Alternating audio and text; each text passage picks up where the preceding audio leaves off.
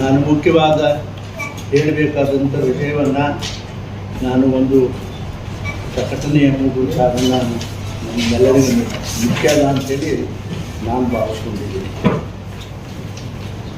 ಕರ್ನಾಟಕ ಸರ್ಕಾರದ ಪರಿಸ್ಥಿತಿ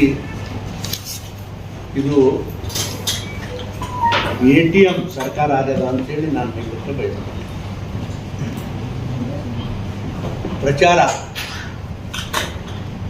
ಪ್ರಚಾರ ಬೇಕು ಅಂತೇಳಿ ATM ಉಪಯೋಗ ಮಾಡ್ತಾರೆ. ಅದ ಡೆಬಿಟ್ ಅಕೌಂಟ್ನಾಗ ರೊಕ್ಕನೇ ಇಲ್ಲ, ಡೆಬಿಟ್ ಅಕೌಂಟ್ನಾಗ ಒಂದು ಹಣನೂ ಇಲ್ಲ, ಒಂದು ರೂಪಾಯಿನೂ ಇಲ್ಲ. ಇವತ್ತಿಡೀ ರಾಜ್ಯದ ತುಂಬ ಒಂದು ಅಭಿವೃದ್ಧಿ ಕಾಮಗಾರ ಇಲ್ಲ. ಎಷ್ಟೋ ಜನ ಈ ಔಟ್ಸೋರ್ಸ್ ಮೇಲೆ ಅಪಾಯಿಂಟ್ಮೆಂಟ್ ಮಾಡ್ಕೊಂಡಿರೋ ಬಡ ಜನರ ಪಗಾರಗಳಿಲ್ಲ. ಬರೀ ಒಂದೇ ನಿಮಗೆ ನರೇಗಾದ ಹೇಳಿದ್ವಿ, ಇಂಥ ಇನ್ನೂ ಭಾಳ ಅದಾವ.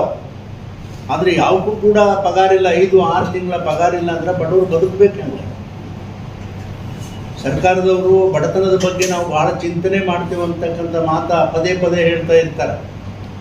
ಹಿಂದುಳಿದ ವರ್ಗ ಅಂತ ಹೇಳ್ತಾರ, ಅಲ್ಪಸಂಖ್ಯಾತರು ಅಂತ ಹೇಳ್ತಾರ, ದಲಿತರು ಅಂತ ಹೇಳ್ತಾರ.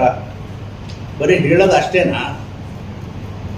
ಸಾಕಷ್ಟು ಜನರಿಗೆ ಅನುಕೂಲತೆ ಮಾಡಿಕೊಡ್ಬೇಕಾಗಿದ್ದು ನೀವು ಏನೂ ಅನುಕೂಲತೆ ಮಾಡಿಕೊಡ್ಲಿಲ್ಲ.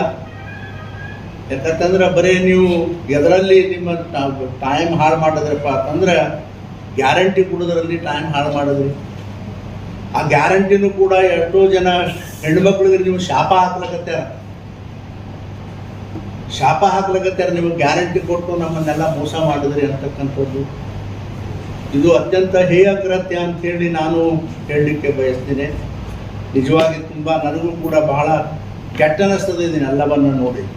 ಯಾಕಂದರೆ ನಾವೇನೋ ಹಿಂದೆ ಪಟೇಲ್ ಸಾಹೇಬರು, ರಾಮಕೃಷ್ಣ ಹೆಗಡೆ ಅವರು ಸರ್ಕಾರದಲ್ಲಿ ನಾವು ಮಂತ್ರಿಗಳಾಗಿ ಕೆಲಸ ಮಾಡಬೇಕು. ನಾವೆಲ್ಲ ಅವಾಗೂ ಹಿಂಗೆ ಇದ್ದ, ಹಿಂಗೆ ಕಾಲಿತ್ತು ನೋಡ್ರಿ. 2 ವರ್ಷದಿಂದ ಯಾವ ಅಭಿವೃದ್ಧಿ ಕೆಲಸ ಇಲ್ಲ ನೋಡಿ. ಅದೇ ತಮಿಳ್ನಾಡಿನಾಗ ನೋಡ್ರಿ, ಆಂಧ್ರ ಪ್ರದೇಶದಾಗ ನೋಡ್ರಿ, ಎಲ್ಲ ಡೆವಲಪ್ಮೆಂಟ್ ಕೆಲಸಗಳು ನಡೆದಾವ. ಕರ್ನಾಟಕಕ್ಕೆ ದಾಡಿ ಆಗ್ಯದ. ಬಹುಶಃ ನನಗನ್ನಿಸ್ತದ ಇವರ ಹೊರಟತನ, ಸರ್ಕಾರದ ಹೊರಟತನಕ್ಕಾಗಿ ಡೆವಲಪ್ಮೆಂಟ್ ಅಭಿವೃದ್ಧಿ ಕೆಲಸ ಆಗ್ತಾ ಇಲ್ಲ ಅಂತೇಳಿ ನನಗನ್ನಿಸ್ತದೆ. ಈಗ ಕೇಂದ್ರ ಸರ್ಕಾರವು ನೋಡಿ, ಅಟ್ಲೀಸ್ಟು ಕೇಂದ್ರ ಸರ್ಕಾರದ ಜೊತೆ ಸಂಬಂಧ ಸರಿಯಾಗಿ ಇಟ್ಕೊಂಡಿದ್ರೆ ಮುಖ್ಯಮಂತ್ರಿಗಳು, ಸರ್ಕಾರ 4 ಏನಾದರೂ ಒಳ್ಳೆಯ ಕೆಲಸಗಳಾಗ್ತಿದ್ದು. ನಿಮಗೆ ಮಾಡ್ಲಿಕ್ಕಾಗಿಲ್ಲ ಅಂದ್ರೆ ಅವರೇ ಯಾವುದಾದ್ರೆ ಮಾಡಿಬಿಡ್ತಿದ್ರು. ಆದರೆ ಅದನ್ನೂ ಇಲ್ಲ, ಅದನ್ನೂ ಇಟ್ಕೊಂಡಿಲ್ಲ.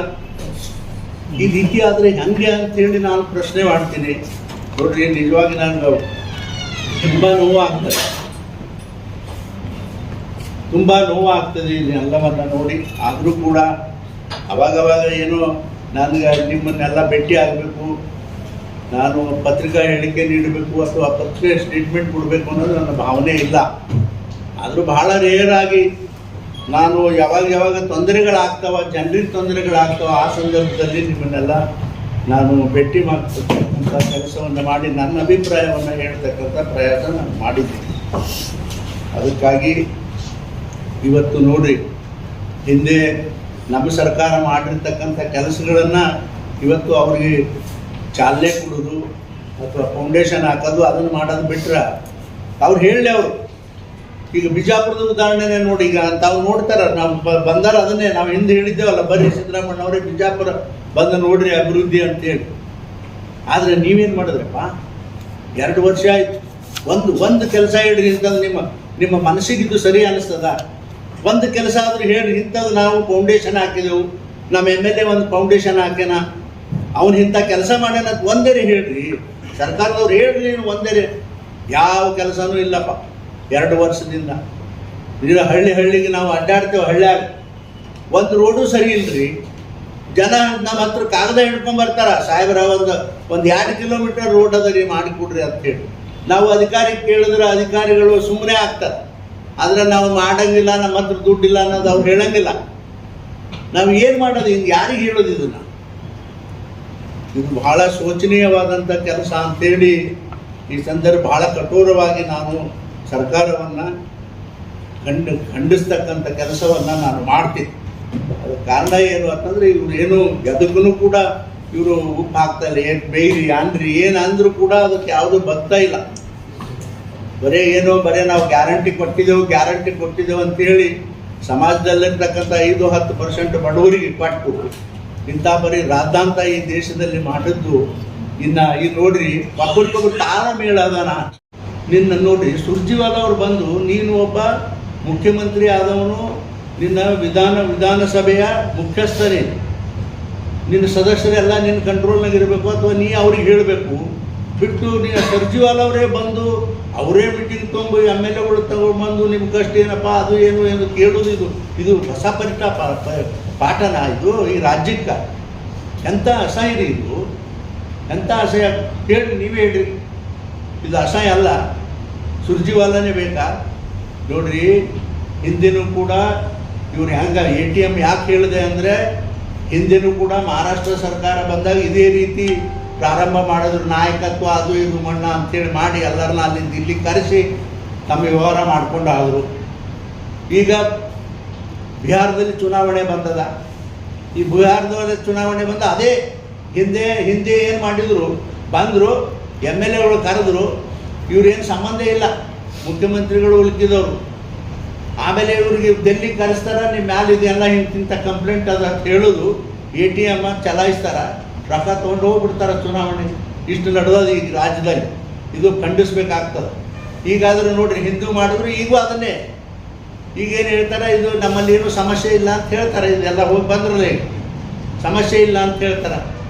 ಆದರೆ ನನಗೆ ಸಂಶಯ, ಎಷ್ಟು ದಿನ ಹಿಂಗೆ ಆದ್ರೆ ಈ ಸರ್ಕಾರ ಎಷ್ಟು ದಿವಸ ಮುಂದುವರಿತದ ಅಂತಕ್ಕಂಥದ್ದು ನಾನು ಪ್ರಶ್ನೆ ಕೇಳಬೇಕಾಗ್ತದೆ ಅಂಥೇಳಿ ಈ ಸಂದರ್ಭದಲ್ಲಿ ನಾನು ಹೇಳಿ, ನಿಜವಾಗಿ ನನಗಂತೂ ಭಾಳ ನೋವಾಗಿದೆ ಮನಸ್ಸಿನಲ್ಲಿ ಇವೆಲ್ಲನೂ ನೋಡಿ. ನನಗೊಬ್ಬನಿಗೆ ಅಲ್ಲ, ಸಾಮಾನ್ಯ ಜನರಿಗೂ ಕೂಡ ಇದು ಮನಸ್ಸಿನ ಮೇಲೆ ಅತ್ಯಂತ ನೋವಾಗಿದೆ ಅಂಥೇಳಿ ನಾನು ಭಾವಿಸ್ಕೊಂಡೇನೆ. ಭಾಳ ಜನ ಬರ್ತಾರೆ ನೋಡ್ರಿ, ಇದು ಹಂಗ್ರಿ ಅದು ಹಂಗ್ರಿ, ನಮ್ದು 2 ಕಿಲೋಮೀಟ್ರ್ ನೋಡ್ರಿ, 3 ಕಿಲೋಮೀಟ್ರ್ ನಮ್ಮ ಕೆಲಸ ಆಗಲ್ತ್ರಿ. ಬರೀ ಯಾವ ಜನ್ಮದ ಮಂತ್ರಿಮಂಡಲ ರೀ ನಿಮ್ಮದು? ಇಷ್ಟು ವರ್ಷ ನಾನು ಕೂಡ ಮಂತ್ರಿಯಾಗಿ ಮಾಡಿದ್ದೀನಿ. ನೇರವಾಗಿ ಮಂತ್ರಿಗಳು ವ್ಯವಹಾರ ಮಾಡ್ತಾರಂದ್ರೆ ಇದು ನ್ಯಾಯ ಏನ್ರಿ ಹೇಳಿ ನೋಡೋಣ. ಇಡೀ ರಾಜ್ಯದಲ್ಲಿ ಬಂದು ಹೇಳ್ತಾರೆ ಮಾತ್ರನೇ, ಯಾಕೋ ಏನಾಯಿತು ಅಂದರೆ ಸಾಹೇಬ್ರ ಹಿಂಗಾಯ್ತು ರೀ ಅಂತ ಹೇಳ್ತಾರೆ. ಇದು ಎಂದಿರಿ, ಯಾವ ಜನ್ಮದಾಗಿರಿ ಇದು ಕೇಳಿದ್ದೀವೇನ್ರಿ ನಾವು? ಇದನ್ನು ಹೇಳ್ರಿ, ಜನ ಹೇಳ್ರಿ, ನೀವು ಹೇಳ್ರಿ. ಒಂದಿನ ನೋಡಿದ್ದೇವೆ ಇದನ್ನು, ಮಂತ್ರಿಗಳೇ ವ್ಯವಹಾರ ಮಾಡೋದು ನೇರವಾಗಿ. ಇವೆಲ್ಲವೂ ಕೂಡ ನಮಗೆ ನೋಡಿ ನನಗಂತೂ ತುಂಬ ಬೇಸರ ಆಗ್ಯದ, ಸಾಮಾನ್ಯ ಜನರಿಗೂ ಕೂಡ ಬೇಸರ ಆಗ್ಯದ ಅಂತಕ್ಕಂಥ ಮಾತಾ ಈ ಸಂದರ್ಭದಲ್ಲಿ ಹೇಳಿ, ಈಗ ಏನಪ್ಪ ಅಂತಂದ್ರೆ ಬರೀ ಸರ್ಕಾರ ನಡೆಸೋದೇ ಬಹಳ ದೊಡ್ಡ ಕೆಲಸ ಅಲ್ಲ. ಆದರೆ ನಮ್ಮ ಗೌರವ ಇಟ್ಕೊಂಡು ಸರ್ಕಾರ ನಡೆಸಬೇಕು. ನಾವು ಈ ದೇಶಕ್ಕೆ ಮಾದರಿಯಾಗಿ ಸರ್ಕಾರ ನಡೆಸಬೇಕು. ಅದೆಲ್ಲ ಬಿಟ್ಟಿರಪ್ಪ, ಎಲ್ಲ ಗಾಳಿ ಗೋಪುರ ಮಾಡಿ ನಿಮ್ಮದೇ ಆದಂಥ ಹಾದಿಯಲ್ಲಿ ನೀವು ಹೊಂಟಿರಿ, ನಿಮ್ಮನ್ನು ದೇವರನ್ನೇ ರಕ್ಷಣೆ ಮಾಡಬೇಕು ಅಂತಕ್ಕಂಥ ಮಾತುವನ್ನು ಈ ಸಂದರ್ಭದಲ್ಲಿ ಹೇಳಿ ಕೊನೆಯದಾಗಿ 1-2 ಶಬ್ದ ಹೇಳಲಿಕ್ಕೆ ಬಯಸ್ತೇನೆ. ಹಿಂದೆನೂ ಕೂಡ ಸರ್ಕಾರ ಇತ್ತು, ಹಿಂದೆನೂ ಕೂಡ ಮುಖ್ಯಮಂತ್ರಿಗಳಿದ್ದರು. ಅದರಲ್ಲಿ ನಿಜಲಿಂಗಪ್ಪನವರು, ಮಾನ್ಯ ವೀರೇಂದ್ರ ಪಾಟೀಲ್ರು, ಸನ್ಮಾನ್ಯ ರಾಮಕೃಷ್ಣ ಹೆಗ್ಡೆಯವರು, ಕೃಷ್ಣರವರು, ಇವರೆಲ್ಲರೂ ಮುಖ್ಯಮಂತ್ರಿಗಳಾಗಿದ್ದಾಗ ದೇಶಕ್ಕೆ, ಇಡೀ ದೇಶಕ್ಕೆ, ದೇಶದ ಜನರಿಗೆ ಒಂದು ಗೌರವ ರೀತಿಯಲ್ಲಿ ಅವರೆಲ್ಲ ನಡ್ಕೊಂಡು ಬಂದು ನಮ್ಮ ರಾಜ್ಯದ ಜನರಿಗೆ ಗೌರವ ಕೊಡ್ತಕ್ಕಂಥ ಕೆಲಸ ಮಾಡಿದ್ರು. ನೀವೆಂಥ ಕೆಲಸ ಮಾಡ್ತೀರಿ ಮಾರಾಯ, ಇದು ಭಾಳ ನಾಚಿಕೆಗೇಡಿ ಕೆಲಸ ಅಂತಕ್ಕಂಥ ಮಾತವನ್ನು ಭಾಳ ಸ್ಪಷ್ಟವಾಗಿ ಹೇಳಿ, ಇವತ್ತು ಮತ್ತೆ ಇದಕ್ಕಿಂತಲೂ ಹೆಚ್ಚಿಗೆ ನಾನೇನು ಹೇಳಕ್ಕೆ ಹೋಗೋದಿಲ್ಲ. ತುಂಬ ನನಗಂತೂ ಇವರು ಈ ಸರ್ಕಾರದ ಕೆಲಸಗಳನ್ನು ನೋಡಿ ತುಂಬ ನೋವಾಗಿದೆ ಅಂತೇಳಿ ಈ ಸಂದರ್ಭದಲ್ಲಿ ನಾನು ಹೇಳಲಿಕ್ಕೆ ಬಯಸ್ತೇನೆ. ಅವ ಮಾಡೋದು ಅಷ್ಟೇ, ಜನರು ಕೆಲಸ ಮಾಡೋದು ಕಲಿಬೇಕು ಅಲ್ಲ ರೀ. ನೀವು ಹೋಗಲ್ಲಿ ನಿಮ್ಮ ಮುಖ್ಯಮಂತ್ರಿಗಳು ನೀವು 18 ಲೆಟರ್ಗಳು ಕೊಟ್ಟು ಬಂದ್ರಿ, ಒಂದೇರಿ ಮಾಡಿದ್ರ? ನಾನು 2024 ನಾನು ಪತ್ರ ಬರೆದದ್ದನ್ನು ಒಂದೇ ಸಬ್ಜೆಕ್ಟು CWC ಮೀಟಿಂಗ್ ತಂದರು, ಒಂದೇ ಸಬ್ಜೆಕ್ಟ್ ಆಯಿತು. ಅವ್ಯಾಕೆ ಬರಲಿಲ್ಲ? ನೀ ಮಾಡಿದೆ ಅಂತ ನೀನು ಮಾಡಿದರೆ ಒತ್ತಾಯ ಮಾಡಬೇಕಿತ್ತಲ್ಲಿ. ಅದು ಏನು ತೋರಿಸ್ತದ ಅಂದ್ರೆ ನಿಮ್ಮ ಸರ್ಕಾರದವರಿಗೆ ಸೌಜನ್ಯತೆ ಇಲ್ಲ ಪ್ರಧಾನಮಂತ್ರಿ ಅನ್ನೋದು ಭಾಳ ಸ್ಪಷ್ಟವಾಗಿ ತೋರಿಸ್ತದೆ. ಇದಕ್ಕಿಂತ ಹೆಚ್ಚಿಗೆ ಹೇಳಿ ನಾಳೆ CM ಕಾರ್ಯಕ್ರಮಕ್ಕೆ ಹೋಗ್ತೀರಿ? ನಾನು ಹೋಗೋದಿಲ್ಲ. ಅವರು ವಿನಂತಿ ಮಾಡ್ಕೋತೀನಿ ನಾನು ಜುಜುಣಿ ಅವ್ರನ್ನ. ನೋಡ್ರಿ, ಅವರು ಬರೀ ಕಾಯಿಲೆ ಹೇಳ್ತಾರೆ ಅಷ್ಟೇ. ವೈಯಕ್ತಿಕವಾಗಿ ಕಾಲ್ ಮಾಡ್ತೀನಿ ಅಂತ ಕೇಳಿದವು, ಈ ಪ್ರಶ್ನೆ ಕೇಳಿದೆವು. ನನಗೆ ಇಲ್ಲಿ ತನಕ ಫೋನ್ ಮಾಡಿಲ್ಲ. ಅವ್ರು ಮಾಡಿದ್ರು ನಾ ಹೋಗುದು. ಅದು ಯಾವ್ದು ಕಾರ್ಯಕ್ರಮ ಅಂತ ಸರ್ಕಾರದ ಕಾರ್ಯಕ್ರಮ ಪ್ರೋಟೋಕಾಲ್ ಪ್ರಕಾರ ಕರಿತೀವಿ. ಪ್ರೋಟೋಕಾಲ್ ಪ್ರಕಾರ ಕರೀತಾರೆ, ಕರೆದು ಹೋಗ್ಬೇಕಲ್ಲ. ಅಲ್ಲ, ನಿಮ್ಮ ಕರ್ತವ್ಯನೂ ಆಗ್ತದೆ ಅದು ಅವ್ರು ಹೇಳ್ತಾರೆ. ನಾವು ಮಾಡಿದ ಕೆಲಸಕ್ಕೂ ಅಲ್ಲ ರೀ, ನೀವು ಮಾಡಿ ಒಂದು ನಿಮಿಷ ತಡ್ರಿ. ನೋಡಿ, ನೀವು ಭಾಳ ದಿನ ರಿಪೋರ್ಟರ್ಸ್ ಅದಕ್ಕೆ ಭಾಳ ದಿವಸದಿಂದ ಒಂದು ಕೆಲಸ ಪೂಜೆ ಮಾಡಿದ್ಮೇಲೆ ಎರಡನೇ ಕೆಲಸ ಪೂಜೆ ಮಾಡ್ಲಿಕ್ಕೆ ಯಾರು ಮುಖ್ಯಮಂತ್ರಿ ಹೋಗ್ತಾನೆ ರೀ? ಹೋಗ್ತಾನ?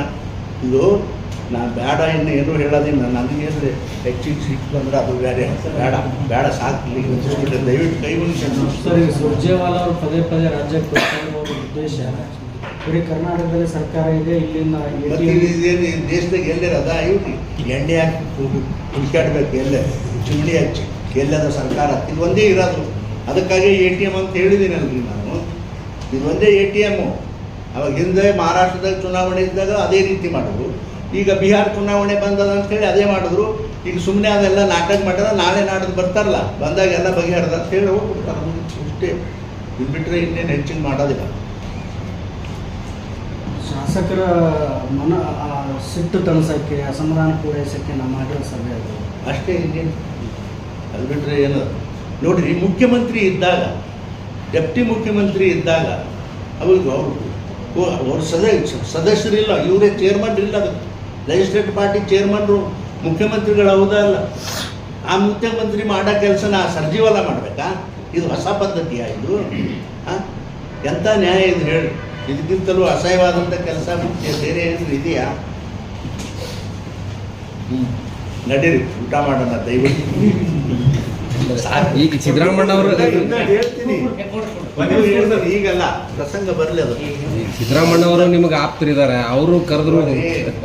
ಆಪ್ತರು ಇರೋದು ಬೇರೆ, ಆದರೆ ಇದು ಇಲ್ಲಿ ಈ ರೀತಿ ಮಾಡೋದು ಬೇರೆ. ಅವು ಎಷ್ಟು ಚಲೋ ಮನುಷ್ಯ ಇದ್ದಾರೆ ನನ್ನ ಜೊತೆ ಇದ್ದಾಗ. ದೇವರಂಥ ಮನುಷ್ಯ ಸಿದ್ದರಾಮಣ್ಣ.